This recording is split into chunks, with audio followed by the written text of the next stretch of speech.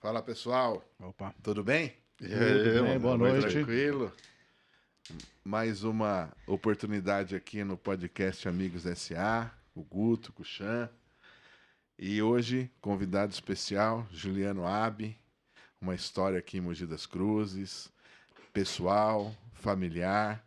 E a gente vai poder trocar ideias sobre a cidade, sobre a vida pessoal do Juliano, a história dele, desde menino até hoje, o que ele fez, quais as experiências, e também falar sobre a área de atuação dele. O Juliano é advogado, é consultor ambiental, conhece Mogi como poucos, e vai poder compartilhar aqui seu conhecimento para a gente aprender um pouquinho e trocar ideia.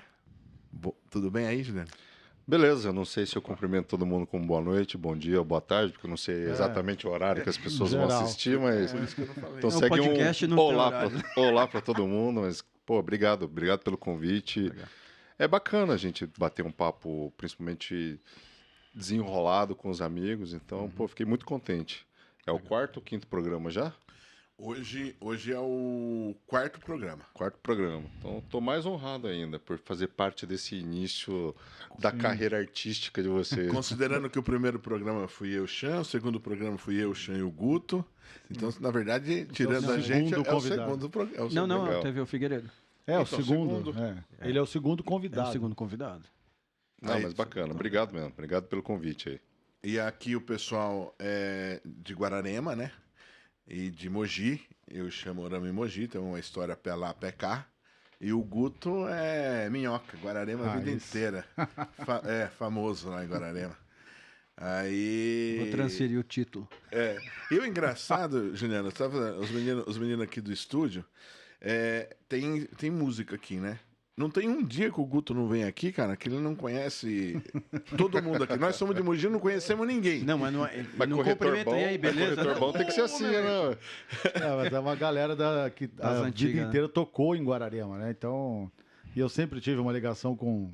Gosto de música, né? Então, Vando Negrete, Eli, Fabinho, é uma galera que sempre tocou em Guararema, né? Zanzibanda, então... Por muito tempo você foi empresário da noite guararemense, né? Essa palavra é empresa. meio dúbio, né? Eu prefiro falar que eu tive um boteco, essas coisas, tipo, empresário. Mas tocar você não toca. Eu Toca, toco pô, também, toco. Eu gosto de tocar Toca a caixa. percussão. Já toquei alguns carnavais com a Zanzibanda. Nível A. Não é meia boca, não. Então na próxima a gente faz um programa com ele aqui, ó. Ameno.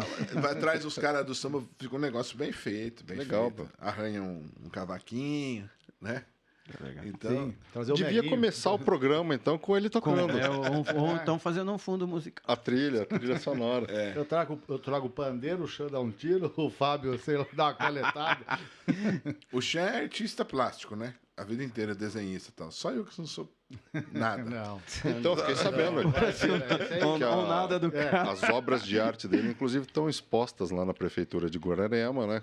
Sim. Ou seja, os bustos e os rostos dos prefeitos estão lá expostos dentro da prefeitura. Bacana. A gente, quando conversou eu e ele falou bastante disso. Que realmente ele tem um dom aí de longa data, né? Que é desenhar. E ele comentou comigo, ele falou, até que enfim um prefeito bonito para eu pintar, o Zé agora. E você não lembra, mas você me deu um presente uma vez. Eu pintei um dos primeiros quadros, assim, pinturas que eu fiz na minha vida foi de Cristo. Eu adoro pintar Cristo.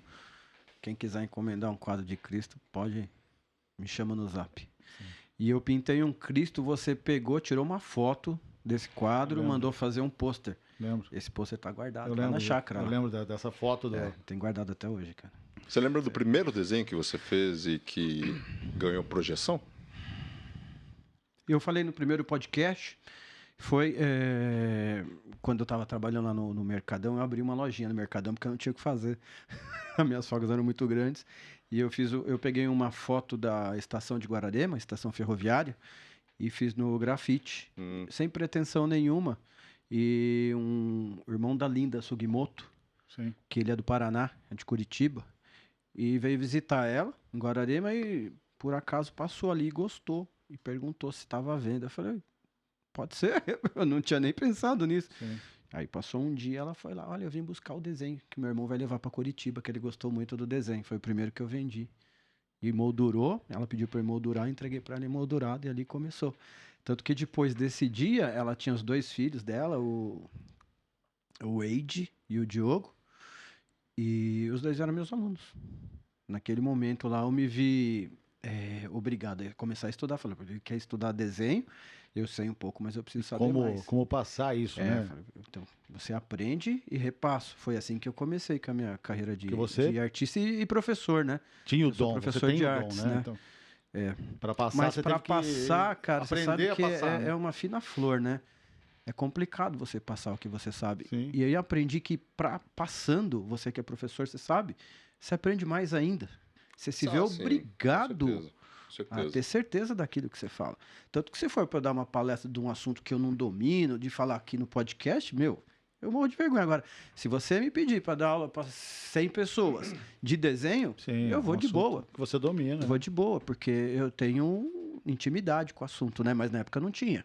Foi um desafio para mim, que dura até hoje. Ô, Juliano, você nasceu em Mogi? Nasci em Mogi, 1978, na antiga Mãe Pobre. Hoje, eu não sei se chama Mogi Mater ou Mogi Dor, né? Mogi Mater. Mogi Mater. Metade de Guararema... Muita gente de Guararema nasceu na Mãe Pobre. Inclusive porque eu era a única, na época, acho que antes da Santa Casa, né, era a única maternidade da cidade, né? Ou você nascia na Mãe Pobre ou você nascia numa parteira dentro de casa, né? Na roça. Raiz. E estudou a vida inteira em Mogi. Até o colegial estudou em Mogi. Não. Eu saí de casa com uns 15 anos, mais ou menos. Então, até os 15 anos, eu estudei em Mogi. Aí eu saí de casa com uns 15, fui estudar nos Estados Unidos, voltei com uns 17. Aí só terminei o terceiro colegial e fui para São Paulo. Fazer direito. Eu fiquei 1 ano trabalhando lá sem estar na faculdade, né? Eu comecei a trabalhar e aí eu falei, acho que eu vou fazer direito mesmo. Aí eu prestei vestibular e comecei a trabalhar lá dentro do escritório mesmo e fazendo curso de direito em São Paulo. Aí fiquei em São Paulo mais uns 4, 5 anos até me formar e depois voltei para os Estados Unidos de novo. Fui tentar fazer uma pós-graduação lá em Direito Internacional. Na época de 2001, 2002, falava-se muito em comércio exterior, falava-se muito... o Lula estava buscando naquela época, né, 2002 principalmente, buscando novas parcerias comerciais. Então falava muito sobre direito internacional e arbitragem internacional. Então empresas passaram a ficar muito gigantescas e passaram a vender em outros países. Só que aí eu não passei no curso e fiquei trabalhando quase 8 meses dentro de uma estação de esqui. E foi nesse período, inclusive, que eu acabei me descobrindo como um agente interessado em meio ambiente. Esquiador eu não servia muito, não. Mas é que eu trabalhava dentro da cozinha. Caraca, quando eu fui para lá, é assim, eu acabei indo para lá, de novo, para tentar melhorar a minha grade curricular, minha formação acadêmica. Ao eu não passar, em 2001, 2002, nós vivíamos uma crise da Argentina. Então, assim, foi aquele término, né, no início do governo Lula, término do governo Fernando Henrique. O último mandato do Fernando Henrique foi um mandato com várias crises internacionais. Tigres asiáticos, crise da Argentina, crise do México, se eu não me engano, teve crise da Rússia. E foi um mandato muito ruim, né?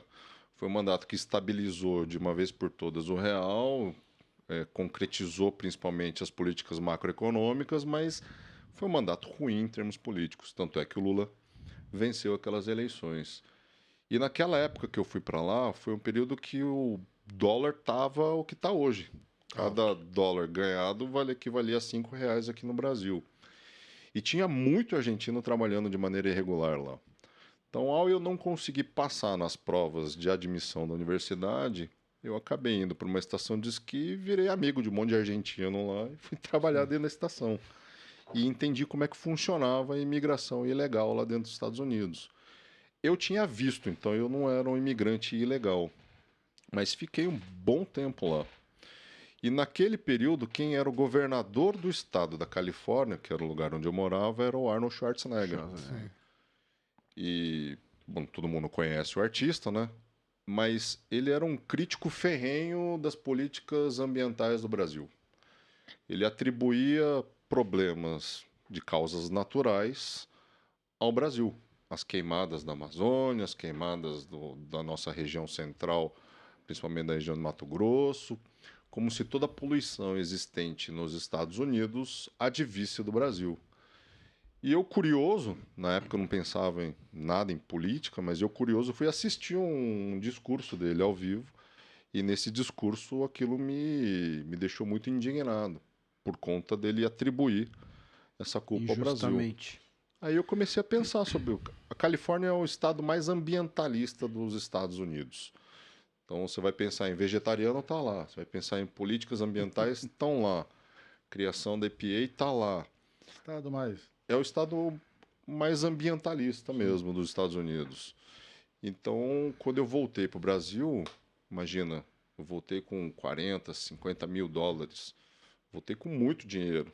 Então, paguei vários cursos na área ambiental, várias pós-graduações, e fui trabalhar com minha mente. Então, foi sua profissão, uma parte da sua profissão foi, então, nesse interesse pelo discurso deles. Todos nós a gente se redescobre com algum gatilho. Seja dor, você, né? Ou uma dor ou uma alegria. Então, seja na profissão, seja na mudança de rumo da tua vida, seja em relacionamentos amorosos. Tudo faz com que você acabe escolhendo um caminho. Sim. E eu acabei escolhendo pela dor, por indignação pura. Aquilo lá te deixou indignado, o que ele disse. Exatamente. Você achou que era injusto. Só que era uma época que eu ainda não sabia se aquilo era justo ou era injusto. Você foi estudar. Eu fui saber se realmente nós, aqui no Brasil, prejudicávamos tanto assim o meio ambiente mundial. E isso é uma falácia internacional, isso não é verdade. Você chegou a essa conclusão? Eu cheguei à conclusão. Então isso é uma falácia, eles realmente exageram, né?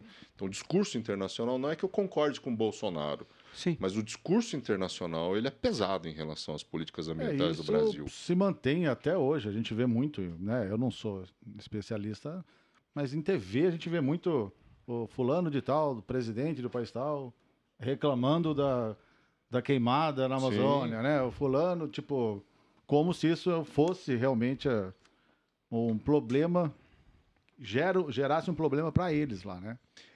Tanto isso é uma falácia que, se você analisar a área preservada de mata nativa no Brasil, ele supera em muitos percentuais de qualquer país europeu, de qualquer país da América do Norte, né? Tirando o Canadá, que mais da metade do país é gelo, onde não tem como se habitar mesmo, mas aqui no Brasil nós temos uma grande área preservada. Eu venho de uma família de produtores rurais. Meu bisavô, meu avô, meu pai, todos eles trabalhavam no campo.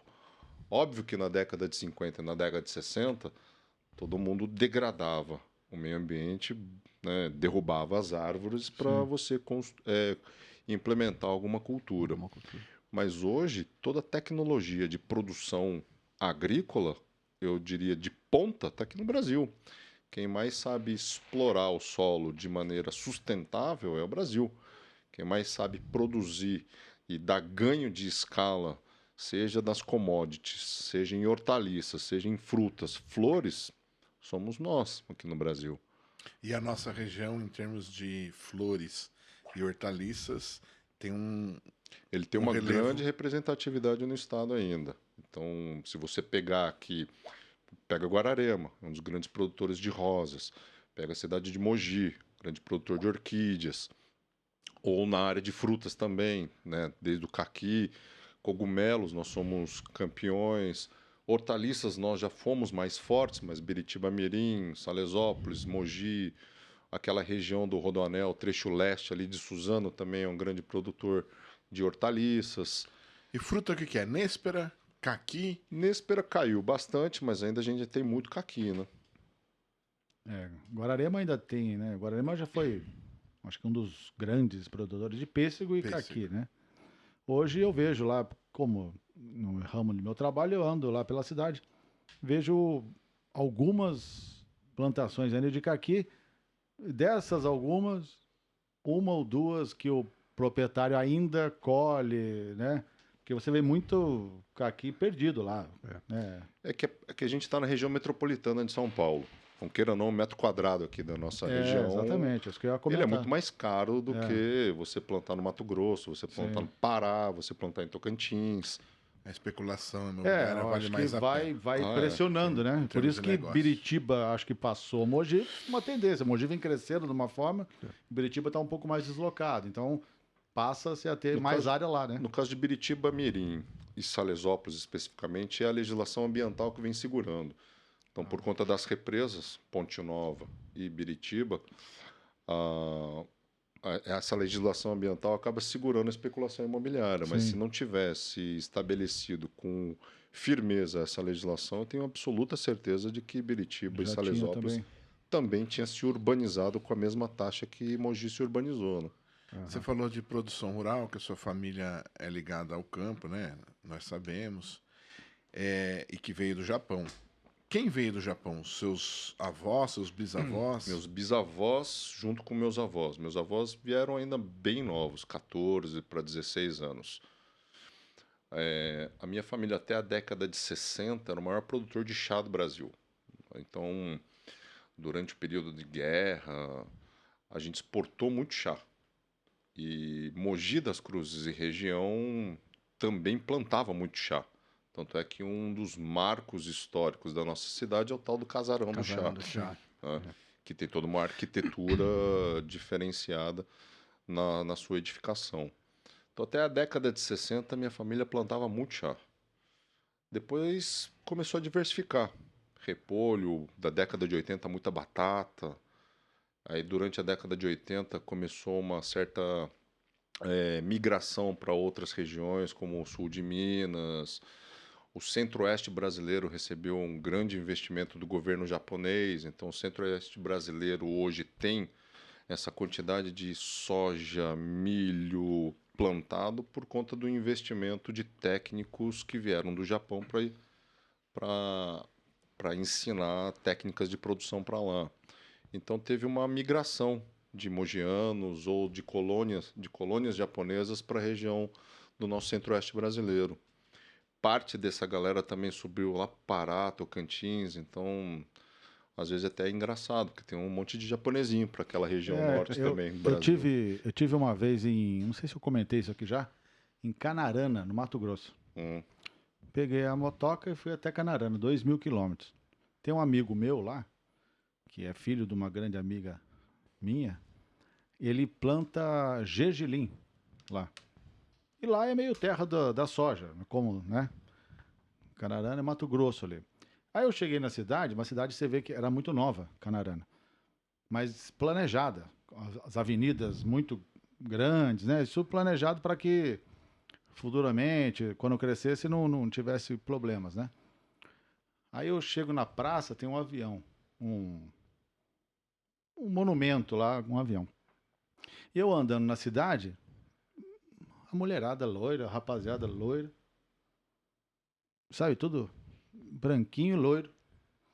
Eu fiquei pensando, cara, não parece muito daqui, né?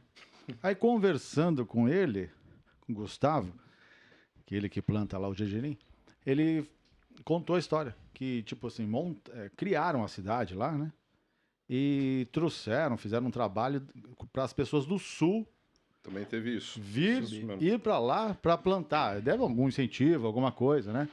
Então você chega lá, é uma galera do sul misturado com o pessoal da região ali, né? Que plantam muito mais soja. Ele, no caso, planta gergelim. Mas é interessante isso, tipo, não é o regional dali. Houve um estudo, um trabalho e trouxeram, né? Colonizar. Lá no sul devia ter muita gente trabalhando com isso. Olha, tem uma oportunidade lá, está surgindo lá no meio do Mato Grosso. Em Mogi, mais ou menos foi isso, né? Por que a colônia japonesa veio para a região? Talvez para plantar, né? No caso da minha família especificamente, meu bisavô era da Marinha Mercante. Então, ele escolheu a cidade de Mogi estrategicamente. Ele veio para o Brasil algumas vezes antes de imigrar de uma vez por todas. Tem uma história, eu não sei se é uma história lenda de família, eu tenho alguns familiares americanos. Então, lá nos idos de 1930, a família da minha bisavó, casada com meu bisavô, eles todos entraram dentro dos Estados Unidos na época. E a ideia era que eles formassem família lá. Então a imigração inicialmente não viria para o Brasil, da minha família, iria tudo para os Estados Unidos. Só que como meu bisavô era da Marinha Mercante, parece que ele fugiu do período de quarentena do barco, ele foi deportado dos Estados Unidos e não podia mais voltar para lá. Ao ele não poder mais voltar para lá, ele veio descobrir o Brasil. E rodando aqui pela nossa região, ele enxergou aqui em Mogi a possibilidade de criar sua família e ter renda por aqui. Então ele comprou terras. Diferentemente da família da minha mãe, que veio sem um puto no bolso, meu bisavô ele veio com dinheiro, ele comprou terras aqui. Ele escolheu a cidade de Mogi especificamente, Terra Preta, onde já existia uma colônia japonesa ali na região de Cocoera. Né? E eu tenho familiares até hoje. Então, a família da minha bisavó é americana. Legal. Nenhum deles veio para o Brasil. Só a minha bisavó acabou vindo para o Brasil. O resto ficou tudo nos Estados Unidos. legal. Interessante. E daí você fez direito, foi para os Estados Unidos, voltou, se especializou em direito ambiental. E profissionalmente você vem exercendo essa atividade já há algum tempo. Deu aula? Eu trabalho com meio ambiente desde 97, ou seja, desde o meu segundo ano de faculdade. Então, trabalhei em vários projetos socioambientais na Serra da Cantareira, na época eu morava em São Paulo, projetos envolvendo a área de saneamento naquela região. E aí comecei a entender um pouco tecnicamente sobre como que funcionava isso. Então, eu trabalhei nas principais obras de infraestrutura dos últimos anos. Metrô Linha Amarela, Metrô Linha Verde, os 4 rodoanel. A gente fala os 4 rodoanel porque tem o trecho oeste, o trecho sul, o trecho leste e agora o trecho norte que nunca acaba. Né? Trabalhei em algumas obras lineares da CPTM, naquele período de concessão, de grande processo de concessão das rodovias estaduais, iniciado ainda no final do governo Covas, um pouco antes dele morrer, então lá final da década de 90, início dos anos 2000, eu trabalhava para várias concessionárias de rodovia fazendo licenciamentos ambientais ou projetos ambientais para as concessionárias. E aí entre 2008 e 2009 eu resolvi voltar para Mogi. Estava cansado de morar em São Paulo, trânsito, bagunça, insegurança. Resolvi voltar para Mogi e criar uma família aqui. Eu não era casado ainda na época, em 2008, 2009. E eu acho que como todo bom mogiano, ou aqui da nossa região, a gente acaba saindo da nossa cidade para buscar trabalho, para buscar uma formação, e a gente acaba voltando para criar família, né? Alguns nunca saem de Guararema, mas outros são obrigados a sair. Então, no meu caso, eu saí e resolvi voltar para cá. E aí, abri meu escritório aqui e continuo trabalhando com a mesma coisa desde... O escritório hoje, esse ano 2022, esse ano a gente faz 14 anos. Como é que é o nome lá? Taiyo. Taiyo, né? Chama, em japonês, é Sol Nascente. Sol Nascente. Legal, interessante. E lecionar, conta pra nós, como é que foi essa história de você dar aula? Comecei numa zoeira. Meu chefe, em 2006, foi convidado pela FAP para dar uma aula num curso de pós-graduação. Ele estava de saco cheio, não queria ir, e falou, vai você. Você fala bem, vai lá. Você enrola bem, ele falou. E aí eu fui. Comecei a dar aula num curso de pós-graduação em negócios imobiliários da FAP. Acabei gostando. E ao voltar para Mogi, eu continuei dando aula aqui na UBC, nos cursos de gestão e engenharia ambiental. Mas eu voltei a dar aula aqui em Mogi porque eu não conseguia contratar profissionais. Eu não conseguia contratar engenheiro ambiental, não conseguia contratar estagiário para o meu escritório. Então eu fui dar aula para ver se eu captava alunos de dentro da sala de aula, aqueles caras que tiravam 10. Então você que faz faculdade e vai mais ou menos, saiba que existem algumas oportunidades também dentro da sala de aula. Tá vendo?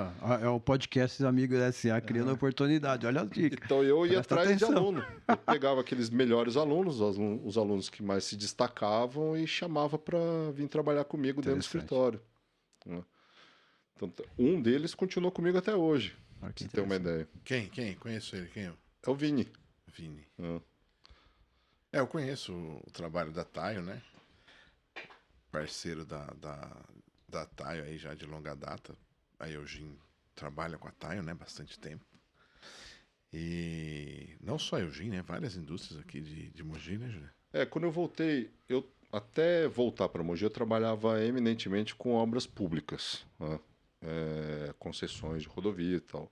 Ao eu voltar para Mogi, no início, foi muita empresa, muita indústria e tal. Hoje, falar para você que está meio que dividido entre incorporações imobiliárias e empresas. Muito, né? Então, metade da carteira de clientes hoje é de incorporações imobiliárias. É uma empresa de 14 anos já, né? Então, esse ano a gente... Agora em março que a gente faz aniversário. É que a gente nunca comemorou o aniversário da empresa, né? Tem que comemorar. Sempre é tempo. Dúvidas. Como eu sou aqui eu sou de Guararema, mas eu estou em Mogi há algum tempo. Tenho alguns amigos em comum que também são de Guararema e moram aqui. Inclusive, um é nosso seguidor, que é o Bodão. Queria mandar um abraço pro Bodão, Ricardo. O Bodão, ele curte pra caramba. Na última que a gente lançou, saiu na terça-feira às 8 horas, ele já mandou a foto pra mim que ele tava vendo lá. E eu gosto muito de esporte e pedalo. E eu vim conhecer Mogi através do pedal. Comecei Capixinga, saí lá no Golf Clube, Itaiaçupeba, Represa, Cocoera, Estrada do Nagal, entra, sai, serra, sobe Beija-Flor, desce. Então eu conheci outra Mogi que eu nunca tinha visto. Num desses passeios aí com o Bodão, com o Miguel, alguém veio com uma ideia lá que em Indaiatuba, por conta de Mogi ser um grande cinturão verde, parece que Indaiatuba tinha superado Mogi nisso daí. Superado em quê? Na produção. Em produção do quê? De hortifruti granjeiros. Não tenho esse conhecimento. Então eu também não sei. Mas acho que não. Indaiatuba se industrializou muito rápido depois que foi a Toyota para lá. E quando o governo do estado resolveu transformar o aeroporto de Campinas no aeroporto comercial. Então toda aquela região de Indaiatuba onde funcionavam... como é que chama aquele esporte que os ricos jogam em cima do cavalo? Polo. Polo. Lá em Indaiatuba, na hora que você sai da Bandeirantes e vai em direção a Sorocaba, do lado direito, indo para Sorocaba, era tudo campo de polo, né? E ali virou só galpão de logística e a Toyota se instalou lá. Então, Indaiatuba se industrializou muito rápido. Eu acho que, em termos de produção rural, eles não devem ter crescido tanto assim, então, não. Porque eu fico pensando, eu ali sentido rio acima, certo? Sentido Biritiba, Mirim ali, é o caminho que eu mais fazia ali. Então você passava de bicicleta no meio da produção dos caras, né? Mas você não vê muita gente trabalhando no campo. Você acha que teve um êxodo muito grande nesses últimos tempos?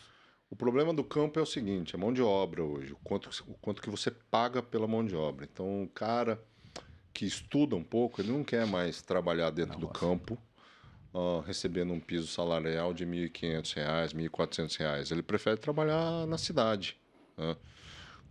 Mesmo com...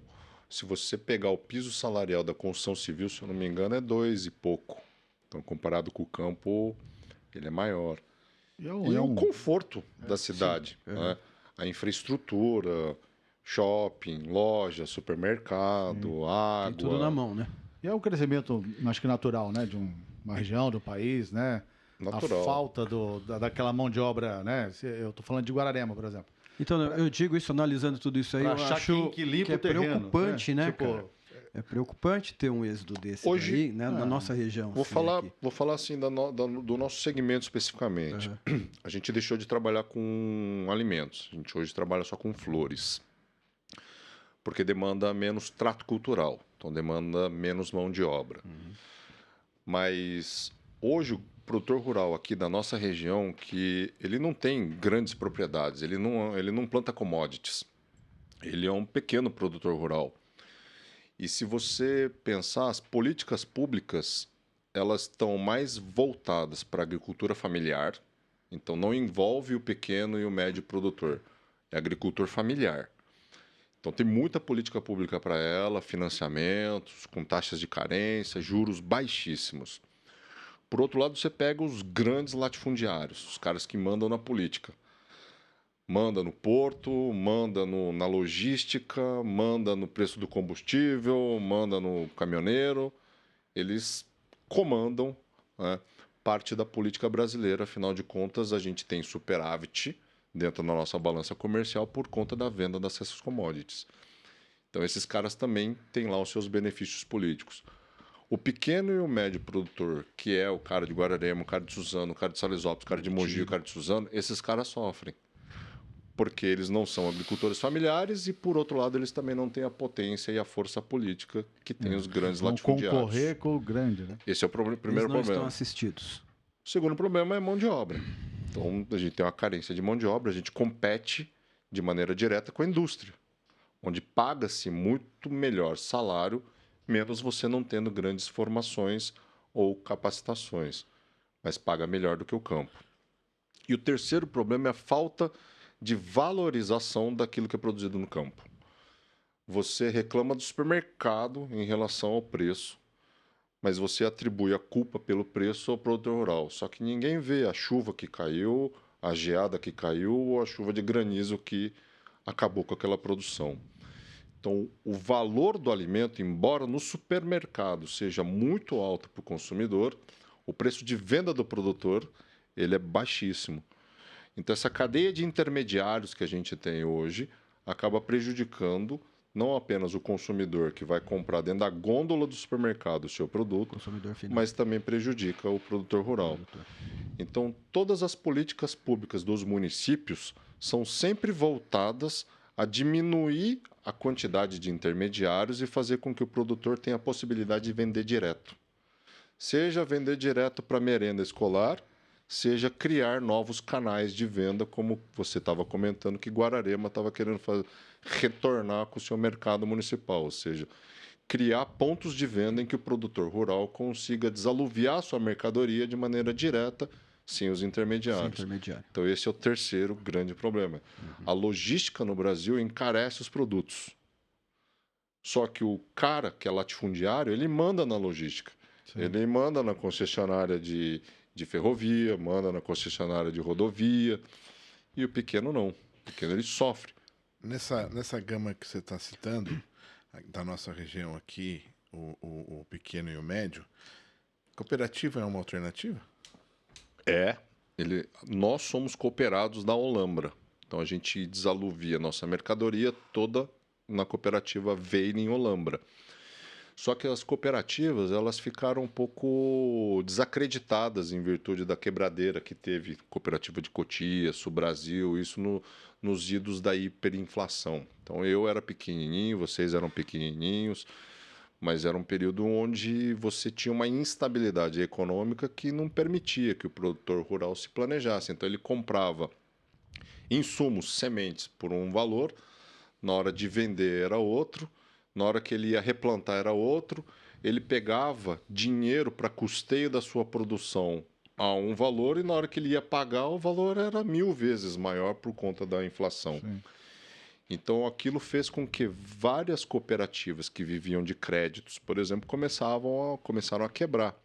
Isso gerou uma desacreditação em relação ao funcionamento das cooperativas, mas eu acho essencial. Ele é um modelo que dá certo. Você trabalha com cooperativa na área da saúde, não é? A gente tem lá a cooperativa de crédito. Que então é um modelo muito bacana. Ele é um modelo saudável, desde que você tenha bons gestores atrás disso, profissionais. Então não adianta querer colocar profissionais voluntários apenas. O cara que vai só por amor à causa. Tem que colocar cara que entende do assunto, né? Sim. Porque também em Mogi teve um auge de granja, né? Também teve. Só que a gente ficou distante do milho. Aí, de novo, a logística. Aquele segundo problema que eu comentei. Então, ao ficar distante do milho, você fica distante do alimento. Sim. E aí as granjas também começaram a perder força também pelo fato da urbanização. Granja é um negócio que gera muito impacto. Para quem conhece Bastos, a cidade cheira galinha. Né? Você está dentro do centro da cidade de Bastos, que é o maior produtor de ovos do estado de São Paulo. Você sente que você está dentro da granja. Né? E uma granja não bem cuidada é muita mosca varejeira, o cheiro é insuportável. Então, com a urbanização da nossa região metropolitana, as granjas também foram sumindo, né? É interessante isso, né? Sim. Para verificar.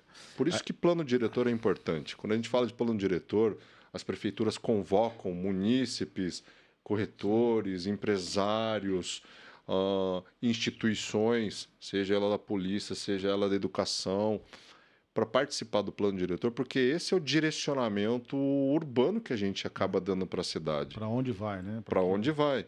É que as pessoas acabam se desinteressando dessa conversa, mas veja o quanto isso é importante. É demais. Na realidade, a população não acredita que ela possa fazer parte desse plano. Ela tem a voz, né? Ela acha que já está pronto e convida porque tem que ser convidado e... Aí é questão de se organizar, né? Exatamente. Mas aí um outro aspecto, Juliana, que não tem como deixar de citar, né? Você teve um momento que você participou, até bem pouco tempo atrás, da política de Mogi, né? Foi vereador, foi vice-prefeito da cidade. O seu pai foi vereador, prefeito, deputado estadual, deputado federal, né? E o que você... Por que você começou? Por que você foi na política? Eu sempre gostei de política. Sempre gostei de assistir programa eleitoral. Sempre gostei de assistir debate entre governadores. Lembro, assim, de debates entre Paulo Maluf e Mário Covas. Debate de Lula com Collor. Em 89 eu tinha o quê? 10 anos. E aquilo sempre me atraiu. Não sei por quê. Eu tenho, e as pessoas, mas é por causa do seu pai. E eu tenho certeza absoluta que não foi, porque eu acompanhei muito pouco da vida política do meu pai. Meu pai ele trabalhou durante muito tempo na Assembleia Legislativa, por exemplo. Mas eu era pequeno, nem entendia o que significa uma Assembleia Legislativa. Ao ele se tornar prefeito de Mogi, eu nem morava em Mogi. Então eu não acompanhei. Os 8 anos de governo dele na cidade, eu não acompanhei. Eu passei a experimentar um pouco mais de ter um pai político quando eu retornei para Mogi em 2008, porque aí eu já era adulto, entendia sobre a minha vida, tudo. Então eu sempre gostei. Em 2012, eu já aqui em Mogi, com o meu escritório funcionando, ajudando, meu pai já estava na Câmara Federal. Então, meu pai estava na Câmara Federal e ele tinha acabado de ajudar a criar o PSD. Então, ele era o responsável, na época, por essa região do Alto Tietê e Vale do Paraíba.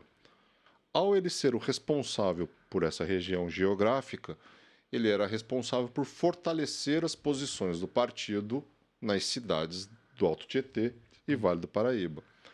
Então, o objetivo na época do partido era criar possibilidades de candidatos a vereador, candidatos a vice-prefeitos, candidatos a prefeitos naquela eleição de 2012.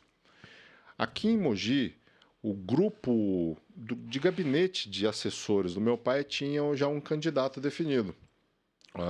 Esse candidato era o Gustavo Siqueira. Não é parente do Alê, mas tem o mesmo sobrenome. Neto do falecido vereador Ivan Siqueira, cara que foi muito importante aqui para a política da cidade. E estava definido que ia ser ele o candidato a vereador. Então, em 2011, ele já vinha se preparando, até do dia 31 de janeiro de 2012, que ele me chama para conversar e fala, cara, eu acho que tem que ser você. Eu não vou conseguir ganhar, talvez eu ganhe, mas não vou ser, talvez eu não seja bem votado, é melhor ir você. E aí, eu não estava pensando em candidatura até aquele momento, mas quando o Gustavo comentou de que ele iria deixar essa candidatura para que eu pudesse participar desse pleito, eu pensei durante umas 2 semanas a respeito disso. Eu já tinha minha empresa estabilizada, já estava dando aula. Eu falei, minha carreira ela já está estável. Então, talvez seja uma oportunidade boa de eu me doar também para o serviço público.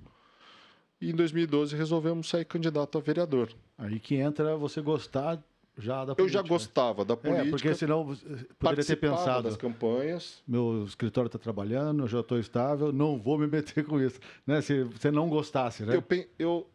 O que mais me motivou naquela época foi enxergar a possibilidade de manter vivo algumas das políticas públicas que meu pai implementou quando prefeito e que eu achava importante que se perenizasse ao longo do tempo. Então, esse processo de desestatização da cidade, né, de passar a terceirizar serviços públicos, isso começou durante a gestão do meu pai. Então, até ele se tornar prefeito, por exemplo, a varrição de ruas era feita por funcionários públicos concursados, né? Até ele se tornar prefeito, nós não tínhamos um processo de coleta pública de resíduos sólidos, de lixo, feitos de maneira terceirizada, como é feito hoje. E não só nessa área, em vários outros segmentos isso foi sendo feito. Ou seja, nós fomos diminuindo o tamanho da máquina pública para permitir uma maior quantidade de serviços a um preço menor. E eu achava isso importante. E eu via uma possibilidade de manter isso vivo. Meu pai já um pouco distante de Mogi, porque ele estava na Câmara Federal. E eu falei, agora vamos. E naquela eleição a gente acabou saindo vereador e ganhamos a eleição. Vereador mais votado? A gente tem uma peculiaridade na nossa família. Meu pai, até hoje, ele é, em termos proporcionais, percentuais, o vereador mais votado da história de Mogi. Ele, na época que ele foi vereador, ele teve o equivalente a hoje, algo em torno de 30, 35 mil votos para vereador. É muita coisa. Porque dava 13, 14% dos votos válidos naquela época. E eu sou o vereador mais votado da história em números absolutos, com quase 6 mil votos. Mas o meu número, facilmente, ele vai ser ultrapassado ao longo dos anos. É que de 2012 para cá, ninguém ainda conseguiu ter essa quantidade de votos. Mas a tendência é que esse número acabe passando, porque aumenta-se a população, aumenta-se o número de eleitores e, consequentemente, isso muda. Mas ter 13%, 14% dos votos válidos, isso vai ser muito difícil de algum parlamentar conseguir.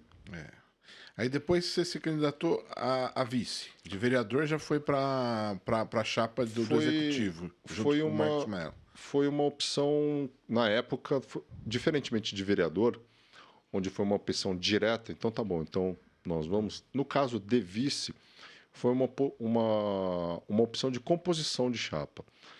Eu tinha feito um plano pessoal de gabinete, de grupo político, de voltar a me reeleger vereador. Então, todo o meu planejamento de parlamentar foi feito pensando numa segunda eleição para a Câmara Municipal. Trouxe pessoas importantes para compor o gabinete e eu imaginava ter algo em torno de 8 mil votos. Naquela eleição de 2016, meu pai iria sair candidato a prefeito. Num dado momento, ele resolveu retirar a candidatura e o grupo político entendia que era imprescindível ter um sobrenome AB dentro da chapa. Se não era o meu pai como cabeça, tinha que ter o filho dele como vice. E depois de quase um mês pensando a respeito, porque a vice-prefeitura, Quando vereador, e isso acontece em qualquer cidade, você consegue aliar o seu trabalho profissional com o seu trabalho parlamentar. Então, eu me dividia entre as minhas atividades profissionais e a minha atividade pública. Ao me tornar vice, eu já não conseguiria mais fazer isso. Então, foi um processo de... Eu precisei pensar muito a respeito, porque eu iria ter que abdicar do trabalho da minha empresa, teria que parar de dar aula, e eu não ia ter mais tempo para fazer isso. E dito e feito, porque eu chegava às 7h30 dentro da prefeitura e saía 9, 9h30, 10 horas. Porque foi um vice-prefeito atuante, né? Então, eu não consigo ver vices-prefeitos não atuantes. Porque eu não consigo enxergar isso. Porque a minha atividade... Eu já tinha me proposto que iria trabalhar tecnicamente, politicamente, e iria estar dentro da prefeitura. Até porque eu recebia subsídio. Então, para mim, não faria sentido eu receber um subsídio público para ficar em casa sem fazer nada. Esperando a hora de trabalhar. Né? Exato. Então, eu não consigo enxergar essa figura do vice que não trabalha. Eu acho que isso veio mudando de eleições, né? De cada eleição para cá. Porque, realmente, o que o Fábio falou, eu não sei exatamente a história de Mogi, né, em relação aos vices, mas o vice tinha, até 3 eleições para trás, aí, 4, essa impressão de que era um nome para compor ali e era vice. Poderia até ser, mas aí eu acho que a gente não devia pagar salário, não devia pagar subsídio. Sim, Se ele é um cargo de expectativa, como constitucionalmente ele está estabelecido, então não paga salário, você não tem obrigação alguma de estar lá. No caso específico de Mogi, o vice-prefeito, além de ter um gabinete, ou seja, ter pessoas que trabalham junto com ele, ele ainda recebe. Então, como é que eu não iria trabalhar? Sim. E assim, isso ficou muito mais claro durante o período da pandemia, onde eu passei a concentrar basicamente todas as decisões envolvendo tanto a parte epidemiológica, saúde, gestão e tal, dentro daquele comitê de controle de crise. Então, lá ficou mais evidente ainda de que o vice tem que trabalhar, ele precisa estar trabalhando ao lado do prefeito. A prefeitura é uma instituição, um órgão muito complexo, né? Seja porque você tem pouco tempo para você conhecer com quem que você está trabalhando, diferentemente de uma empresa onde você está há 20, 30 anos, onde você já conhece os colaboradores que estão trabalhando contigo. Dentro da prefeitura você pega uma máquina funcionando. Então, até você conhecer o funcionamento da máquina, os seus colaboradores, todos eles são dedicados, mas sempre tem alguém que se destaca melhor em determinada posição. Sempre tem alguém que trabalha melhor do seu lado. Isso não tem afinidade de amizade política, isso é profissionalismo puro. Às vezes você se dá melhor com determinado perfil de profissional. Fazer essa mudança de peças leva tempo. Até isso encaixar, né? Leva tempo. E para uma única pessoa fazer isso, leva mais tempo ainda. Então, tem que saber delegar, né? Sim, o papel do vice é muito importante, eu entendo assim.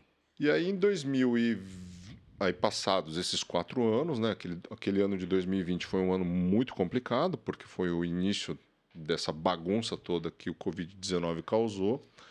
E naquele ano eu já vinha pensando em não sair candidato.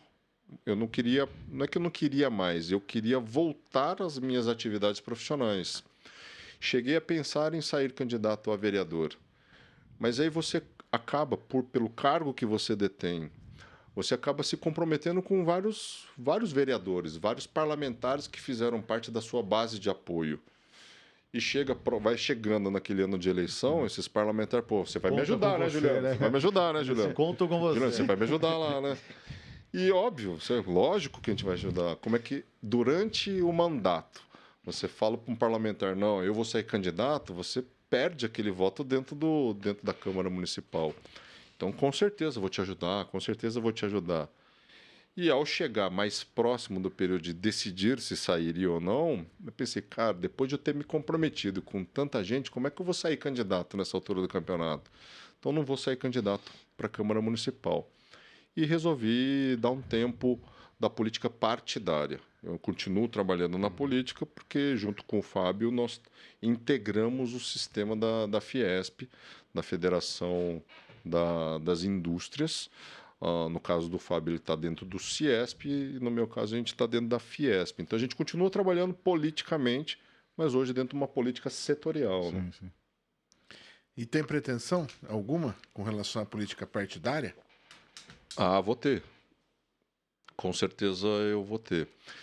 Lembra que a gente estava comentando que a gente é movido por gatilhos? Sim. Então, as escolhas dos nossos caminhos, eles acabam acontecendo por aquilo que você está passando, por aquilo que você está enxergando, seja de certo ou seja de errado. Então, eu tenho absoluta certeza de que esse gatilho ele vai disparar nos próximos anos. Esse ano eu não pretendo sair candidato. Eu fiz alguns compromissos profissionais muito importantes, a gente está trabalhando em alguns projetos muito grandes e eu não queria deixar os clientes na mão nesse momento. Mas eu com certeza vou voltar para a política eleitoral. Política partidária, no caso. Sim. Eu acho que é bom para o cenário político mogiano, né? Pela experiência toda que você adquiriu aí, tanto no legislativo quanto no executivo, né? Acho que vem contribuir para a cidade num todo. E aí a gente tem passado por uma série de polêmicas. Por exemplo, a que tem um apelido aí de taxa do lixo, né?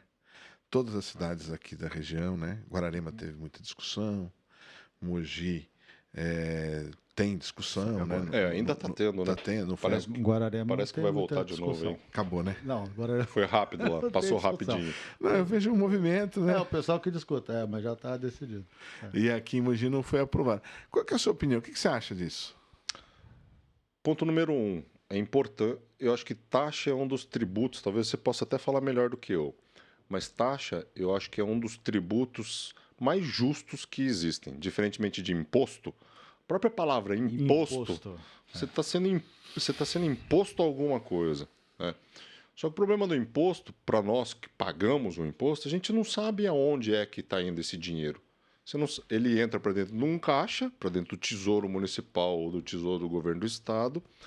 Você sabe que parte desse dinheiro é gasto com educação, com saúde, etc. Então, mas você não enxerga onde que vai o investimento. No caso de taxa especificamente, você precisa arrecadar a taxa exatamente para fazer com que tenha uma contraprestação de um serviço direto. Ela é específica para aquilo. Então você paga tarifa de ônibus para andar de ônibus. Isso. Você paga pedágio para andar na rodovia. Você paga água para ter água encanada ou o afastamento e o tratamento do seu esgoto. Paga tarifa de energia elétrica para ter energia elétrica. Pagaria taxa do lixo, não apenas para ter a coleta dos seus resíduos de dentro da sua casa, mas também para a sua destinação adequada final. Então, a taxa em si, eu acho um tributo importante e eu acho ele um tributo justo. E sobre o aspecto ambiental, ele também é educativo, porque você passa a valorizar aquilo que muitas vezes você não percebe, que é o trabalho da coleta, do transbordo do resíduo e da destinação do resíduo. Se nós não tivéssemos essa discussão, você continuaria despreocupado sobre o que é que acontece com o lixo do dia a dia que você gera. Então, acho que a taxa vai gerar uma cobrança maior da população, né? Exato. Tipo, você paga pedágio, você quer uma rodovia com SOS, que é uma rodovia sem buraco, você consegue exigir isso. Por outro lado, dizer que os municípios foram obrigados a criar a taxa por conta de uma lei federal, isso não é verdade. Porque a lei claramente diz o seguinte: se você conseguir comprovar que o seu orçamento é suficiente para bancar com os aspectos da política de saneamento, você não é obrigado a criar a taxa. Sim. Né? Porque a taxa ela serve para uma contraprestação de um serviço. Se você já tem dinheiro para bancar esse serviço, para que você precisa criar um novo tributo? Então, acho que quem reclama... reclama... alguns prefeitos quiseram se escorar nesse discurso, argumentando de que não, o governo federal que obrigou a gente, não que a lei federal obrigou a gente. Teve gente até que culpou determinados parlamentares que votaram a favor dessa lei. E essa lei ela é importante. Então, está errado. É importante que as pessoas entendam o que é certo, o que é errado, o que é verdade, o que é mentira dentro desse discurso. Que é uma coisa ou que é outra, né? Então, a taxa, então, ela é obrigatória para o pagamento. Para quem acompanhou a discussão desse projeto de lei, vai lembrar que essa taxa ela foi um subterfúgio que se pensou para aqueles municípios pequenos que têm baixa arrecadação de receitas diretas, de IPTU, de ISS e ITBI, por exemplo. Então, municípios como Biritiba-Mirim, Salesópolis, estou citando aqui que está aqui nossos vizinhos, são municípios que, por conta da legislação ambiental, não conseguem se urbanizar com a rapidez que Mogi das Cruzes consegue se urbanizar. Por conta disso, eles têm uma baixa arrecadação de IPTU, baixa arrecadação de ISS, baixo repasse de ICMS, porque as indústrias não conseguem se instalar numa região de manancial. Para esses municípios que têm uma baixa arrecadação, criou-se esse subterfúgio, essa taxa ambiental, essa taxa do lixo, permitindo com que esses prefeitos com baixo orçamento possam dar uma destinação adequada para o resíduo sólido urbano.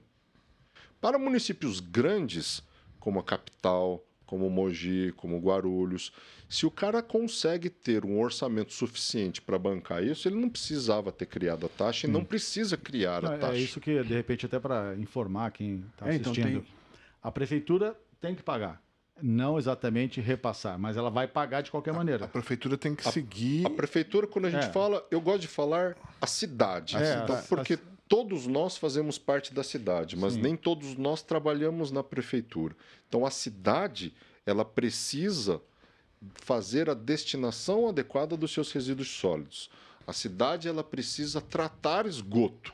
A cidade ela precisa dar água encanada para os moradores. Isso tudo é obrigação da cidade. Todos nós devemos arcar com esse custo. Para quem mora em condomínio, o conceito de cidade, o conceito de compartilhar despesas fica mais claro. Para quem mora numa casa autônoma, num lote autônomo, isso é um pouco mais difícil de entender. Mas a cidade funciona dessa forma. São as benfeitorias, né? Aqui em Mogi a gente tem um custo anual com coleta de resíduo, com coleta de lixo e destinação final de 40 milhões ano. Esses 40 milhões ano precisa vir de algum lugar. Entendi. Ou ele vem do IPTU, vem do ITBI, do repasse do ICM, ou seja, ele vem de algum dinheiro. Se uma cidade não tem esses 40 milhões, vai precisar arrecadar 40 milhões para pagar essa destinação final. Então, acho que é importante isso, né? O marco do saneamento é a obrigatoriedade de ter uma vida do município, dar uma vida melhor, ter uma vida melhor, e aí precisa tratar, como o Juliano disse, do lixo, da água e do esgoto, né? Trocando em miúdos. Se ele tiver dinheiro, muito bem. Se ele não tiver o dinheiro para isso, ele precisa, ele pode, ele tem a permissão de cobrar taxa para fazer frente a isso. É uma dúvida importante que muita gente eu vi questionando e perguntando. Tinha gente pensando que essa taxa seria paga pela prefeitura. Como é paga? O Mogi tem o custo de 40 milhões. Né? Existe um custo disso. Não foi criada essa taxa a mais. Né? Tipo assim, a Guararema tem o custo X para captar o lixo e direcionar ele. Continua tendo esse custo. Né? Continua tendo custo. E agora ele vai... Mas se você tiver o dinheiro para bancar esse custo, você não precisa criar uma nova receita. Então, o que eu entendo é isso. O munícipe que está insatisfeito com a taxa, ele imagina, ele entende que se eu já pago meus impostos, já está incluso a taxa. Não necessariamente. Não necessariamente, se não atingir esse valor que você falou. A gente não consegue, o município não consegue pagar, vai ter quem criado uma nova taxa. Quem entra na lei de assim como outra fiscal, coisa também que pode ser feito, né? Porque se você não tiver receita suficiente para bancar essa despesa, aí o gestor é responsabilizado pela lei de responsabilidade fiscal. Mas para quem participa das discussões da lei de orçamento anual ou da lei de diretrizes orçamentárias, é chato para dedéu. Mas para quem participa disso, consegue enxergar onde é que está o dinheiro, o que tem em caixa, quanto que arrecada, quanto de isenção tem de tributos. Porque é público e tem que ser transparente, né? Exatamente. Mas você comentou um negócio interessante. Existe a possibilidade, uma boa gestão faz o bom uso do recurso público. Isso é óbvio. Existem possibilidades de você fazer com que o poder público banque ou compartilhe daquela despesa de maneira igualitária com o contribuinte. Vou dar um exemplo. A gente paga hoje taxa de iluminação pública.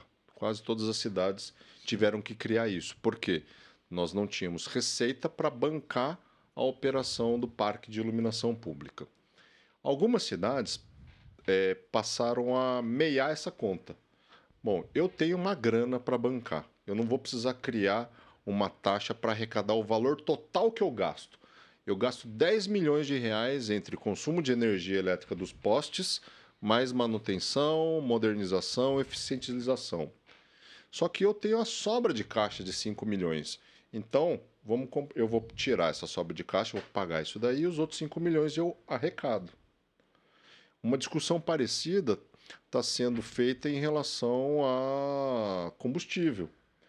Porque a Petrobras, nessa ânsia de querer gerar lucro para os acionistas, o que não está errado, porque afinal de contas é o dinheiro desses acionistas minoritários que faz com que a empresa se valorize e ganhe capital para investimento, para novos investimentos.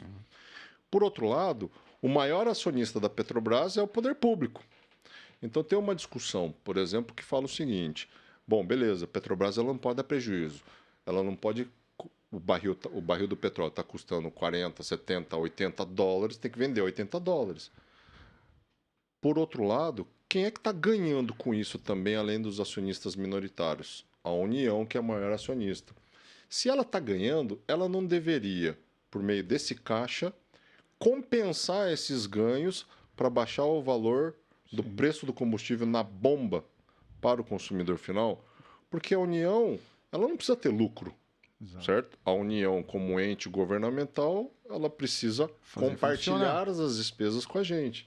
Então tem uma discussão que envolve isso, um economista explicando tecnicamente como que isso funcionaria. A Petrobras continua dando lucro, os acionistas continuam investindo para ter as altas nas ações. Por outro lado, parte desse lucro a União transferiria de maneira direta para que nós tivéssemos um preço de combustível menor. Eu achei muito boa a conversa, a explicação, esclarecimento, tanto da taxa do lixo quanto da iluminação. E esse assunto agora que você falou do petróleo, que gera aí um amor, aí, a discussão sai do âmbito racional e vira partidária, paixão, time de futebol. Eu achei que foi muito bom. Acho que hoje nós atingimos um objetivo. Infelizmente, nós estamos chegando no nosso tempo aí, no nosso horário aí. Correto, né? Correto, que a gente sempre faz o incorreto. Tem mais umas coisas que eu queria... Porque a conversa vai indo, parece que não. Sim, como segundo convidado, né? Eu já acho que a gente poderia marcar de repente uma outra data, porque é um assunto, são vários assuntos interessantes que a gente poderia abordar aqui. A qualidade dele, conhecimento dele, que seria muito interessante de... Né? E dentro do propósito nosso, né? Sim. Que é de levar dica, que é esclarecer, né? Levar a luz para as discussões. Então... e até para quem está assistindo, é uma oportunidade do cara pedir para vocês, né?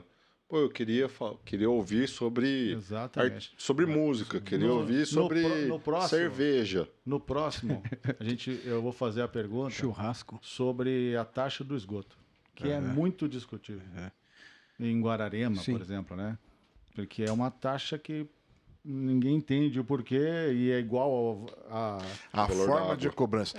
O que nós não conversamos aqui, que é um outro aspecto que vale um bom tempo de discussão, é a forma de cobrança. Sim. A base de cálculo, é um outro aspecto. O que nós falamos hoje aqui foi de que faz sentido existir de uma questão anterior, né? Falar, olha, precisa fazer, é uma questão de qualidade de vida e alguém tem que pagar a conta. Já tem dinheiro para pagar a conta? Ok. Não tem dinheiro para pagar a conta? Tem que fazer uma vaquinha aí para dar certo, para ter uma qualidade de vida menor. Sim. E aí é questão de querer entender, né? E só vem para o bem, né? Gera esse impacto da cobrança inicial, mas a intenção é para que o lixo seja direcionado da melhor maneira, correto, tratado, né? Sim. Dentro do... É que o custo de vida do Brasil está muito caro, né? Tá. Então, qualquer R$8 a mais por mês faz diferença, né? Ainda mais vindo do poder público, né? É isso que gera, né? Porque tem essa impressão que o poder público sempre tem muito dinheiro e faz o que quer e aí vai cobrar da população. Então, essa descredibilidade do político, né?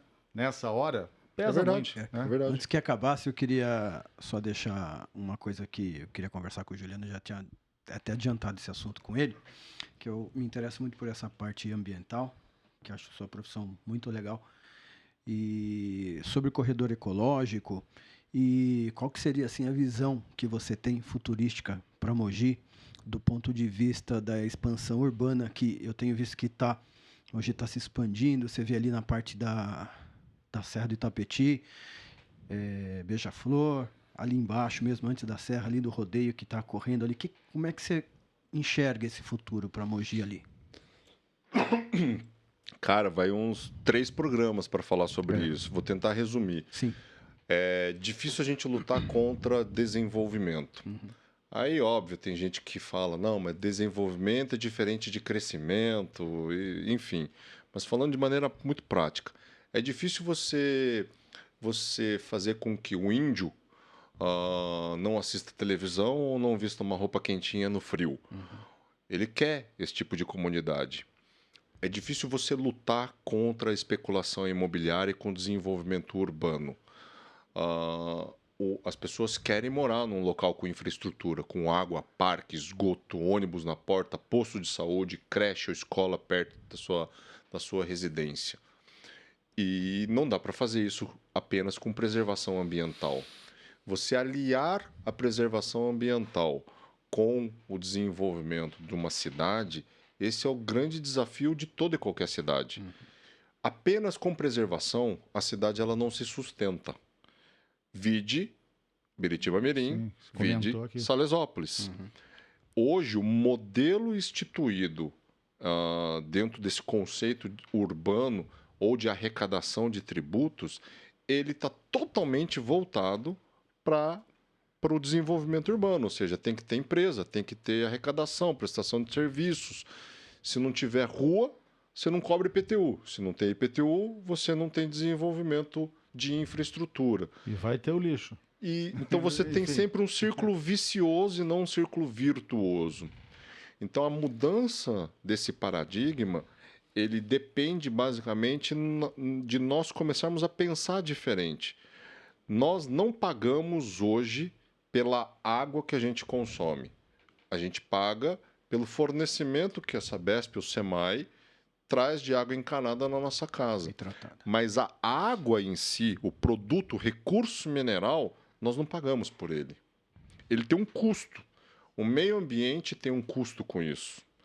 Biritiba e Salesópolis arca com esse custo para nós termos água dentro das represas, porque eles não se industrializaram, eles não se urbanizaram. Alguém tem que pagar por essa despesa. Aí você vai criar mais uma taxa? É isso que a gente tem que discutir. A remodelação dos tributos, a remodelação da forma de arrecadação. Sim. Então, se você perguntar para mim, hoje eu não acredito que com as leis ambientais a gente perca a Serra do Itapetí, mas nós precisamos continuar acreditando que a Serra do Itapetí e a Serra do Mar são importantes para a cidade de Mogi. A gente precisa continuar acreditando que a APA da Várzea do Tietê ela é importante. Sábado à noite choveu para burro. Se nós não tivéssemos a APA instituída da forma como ela é, com certeza mais da metade de Mogi também estava alagado. Então ela é importante. A região do Vale do Paraíba é a mesma coisa.